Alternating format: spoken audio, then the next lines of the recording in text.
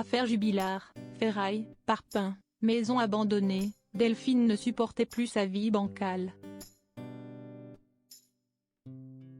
Quelques mois avant de disparaître subitement, sans laisser aucune trace, Delphine Jubillar avait pris la décision de s'affranchir d'une vie qui ne lui convenait.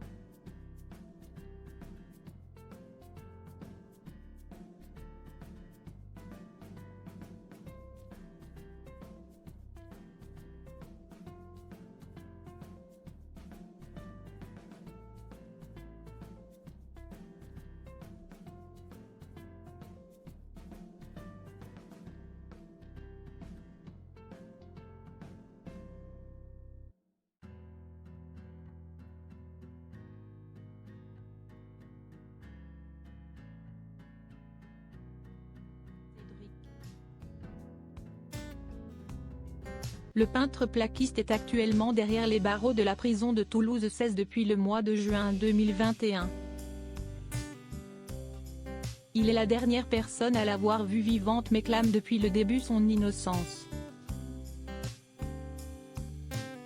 Pour l'accusation, le mobile du meurtre présumé se dessine. Cédric Jubillar apparaît comme un mari jaloux de manière compulsive qui voyait sa femme lui échapper. Comprenant qu'il n'y avait plus de marche arrière possible et qu'il ne pourrait jamais la reconquérir, il serait passé à l'acte, a déclaré l'avocat de plusieurs proches de Delphine Jubillar aux Parisiens. Dans le documentaire sur ce cas judiciaire non résolu depuis plus de 15 mois, diffusé sur RMC Story, on peut voir à quel point la trentenaire subissait sa vie de couple. En 2011, Cédric Jubillar a demandé en mariage son amour de jeunesse Delphine Ossaguel. Mais à l'émerveillement du voyage de noces a succédé la routine et une vie qui ne satisfait plus l'infirmière de Cagnac-les-Mines. Une femme qui serait, peu à peu, tombée sous l'emprise de son mari colérique voire agressif, devant un entourage impuissant. Puis, elle a trouvé la force de réagir et de tenter de s'affranchir. Renan Follegois, journaliste du Parisien aujourd'hui en France a enquêté pendant plus d'1 an sur l'affaire et a tiré un livre de son travail. Le mystère Jubillar, édition Studio Fact. Il a co-réalisé le film diffusé sur RMC Story et a rencontré les protagonistes majeurs de ce fait divers, dont le mari suspect numéro 1.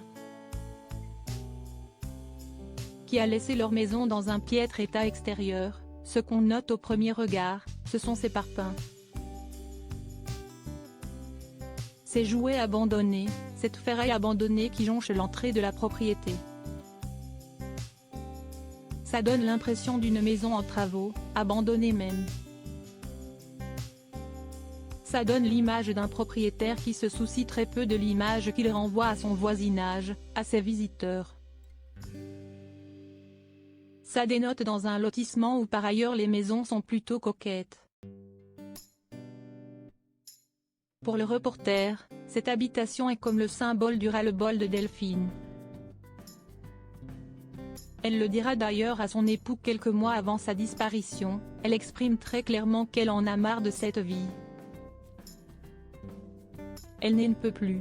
Si est-il qu'arrive cette expression, j'en ai marre de cette maison de bidochon, de cette vie de bidochon. Une expression qui pour elle caractérise cette vie bancale qu'elle a avec Cédric depuis des années, dont elle s'était accommodée tant bien que mal. Durant l'été 2020, elle a montré plus que jamais qu'elle voulait sortir de cette condition insatisfaisante. A rencontré un homme via une appli de rencontre et a fait des projets avec lui. Elle pensait officialiser leur relation après les fêtes de la fin d'année. Viendra alors cette nuit du 15 au 16 décembre durant laquelle tout a basculé.